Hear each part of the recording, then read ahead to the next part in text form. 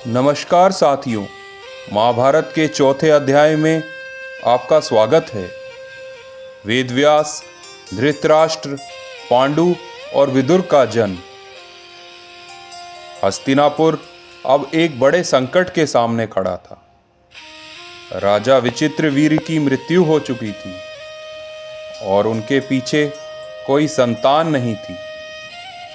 कुरुवंश का भविष्य अब अंधकार में दिखाई दे रहा था। सत्यवती चिंतित थी, क्योंकि यदि उत्तराधिकारी नहीं हुआ तो हस्तिनापुर का वंश समाप्त हो सकता था। तभी उन्हें याद आया अपना अतीत, एक ऐसा रहस्य जो उन्होंने वर्षों से छुपाकर रखा था। राजा शांतनु से विवाह से पहले सत्यवती का एक पुत्र था, एक ऐसा पुत्र जो कोई साधारण मनुष्य नहीं था, महान ऋषि वेदव्यास, महर्षि पराशर और सत्यवती के पुत्र, जो जन्म लेते ही तपस्या के लिए चले गए थे। सत्यवती ने उन्हें स्मरण किया और कुछ ही क्षणों में वेदव्यास उनके सामने प्रकट हो गए। सत्यवती ने उनसे कहा, कुरुवंश संकट में है, तुम्हें इसे बचाना होगा।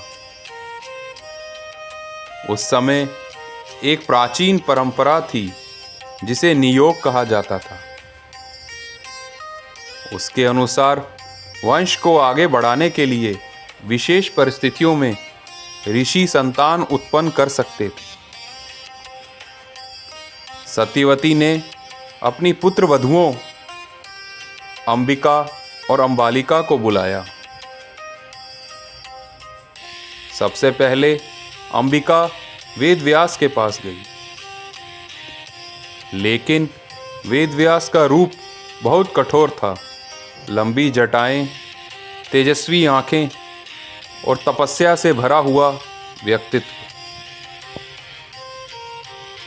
उन्हें देखकर अंबिका डर गई और उन्होंने अपनी आंखें बंद कर ली।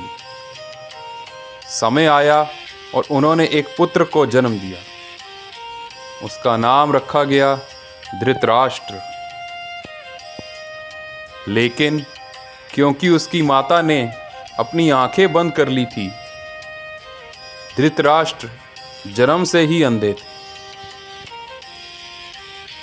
सत्यवती चिंतित हुई, क्योंकि एक अंधा राजा राज्य कैसे संभालेगा। उन्होंने दूसरी पुत्र वधू अंबालिका को भेजा। अंबालिका वेदव्यास को देखकर इतनी भयभीत हुई कि उसका चेहरा पीला पड़ गया। समय बीता और उन्होंने भी एक पुत्र को जन्म दिया। उसका नाम रखा गया पांडु। लेकिन वह जन्म से ही कमजोर और पीले शरीर वाला था। अब भी सत्यवती संतुष्ट नहीं थी। उन्हें एक पूर्ण उत्तराधिकारी चाहिए था। उन्होंने फिर से अंबिका को भेजना चाहा, लेकिन अंबिका डर गई और उन्होंने अपनी दासी को भेज दिया।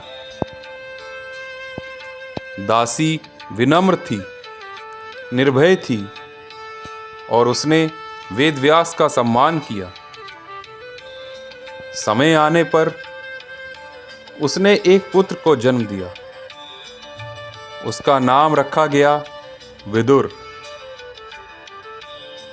विदुर तीनों में सबसे बुद्धिमान थे, धर्म के ज्ञाता और सत्य के मार्ग पर चलने वाले। लेकिन क्योंकि वह दासी पुत्र थे, उन्हें कभी सिंहासन नहीं मिल सकता था।